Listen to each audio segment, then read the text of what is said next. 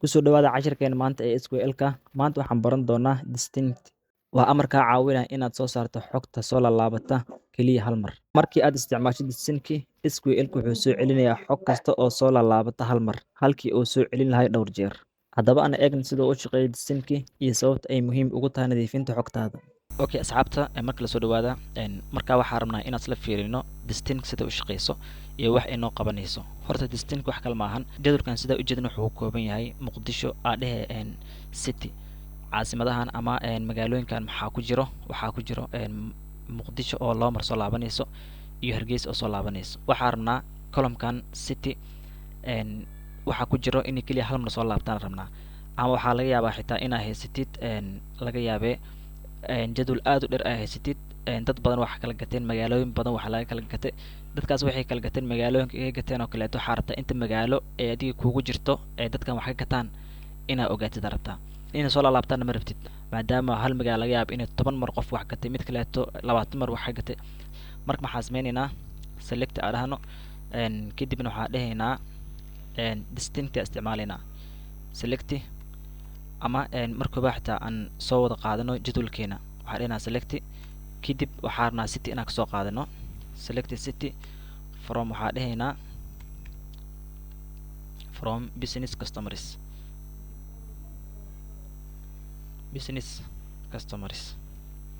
okay hadda intaan fiirino aba execute gareyno soo aragno waxa noo soo bixi kara waxaan soo baxay magaalooyinka marka magaalooyinka waxaa soo laabato Muqdisho 2 mar soo laabataa ama 3 mar soo laabataa Hargeysa waxay soo laabataa 2 mar marna anaga inay soo laabtaan maanta dhan waxaan rabnaa kaliya list inuu soo baxo ka kooban magaalooyinka oo kaliya oo aan soo laabanaynin markaas inta waxa ka raacsinaysaa distinct okay city qorina marka city waxaan rabnaa in isku aadaan column-kaas waa kana marka maxaa aragnaa column-ka city waxaa ku jiro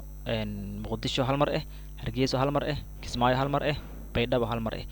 intaasoo 100 oo jeer soo laaba lahaayeen distinct da isticmaasho hal mar kaliya ku soo laabanayaan okay tusaale kale maxaa ku sameey karnaa meeshan aan fiirino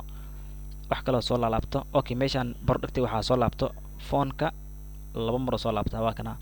sidoo kale laptop-ka wuxuu soo laabtaa 2 mar marna 2 mar inay soo laabtaan waxaana column-kan inta product noogu jirto inaan ogaano si ku akarnaa marka inaan distinct ku kala saarno haddii kale waxa soo laabto waxay naga qaadan karaan line dheer naga qaadan karaan inaan aragnane macnaha waa ku sii dabaqmeena sababtoo waxaa la yaabaa saana u tirnaadaa dhahdo inay ku sii wareerto ama uu kugu dheeraado table-ka marka waxaa sameynaynaa select aadahno select markaa dhahno ko waxaa rabnaa product select product from where from waxaan ka rabnaa business customers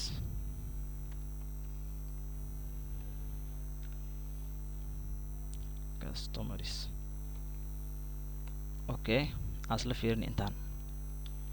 waa kana productiga waxaa soo laabanaya phone-ka iyo sidoo kale waxaa soo laabanaya 2 mar soo laabanaya phone-ka laptop-kane 2 mar soo laabanaya okay marka distinct raacsin maxaa dhacay marka aan aragno distinct okay waxaa qorinaa marka product okay maxaa soo baxayo asla aragno waa kana phone hal mar soo laabtay laptop hal mar soo laabtay phone hal mar soo laabtay tablet hal mar ay dhan hal mar soo laabanayaan sidoo kale order by ku sameeynaa san cashirka hore haddana waxa kaga sii xasuusano order by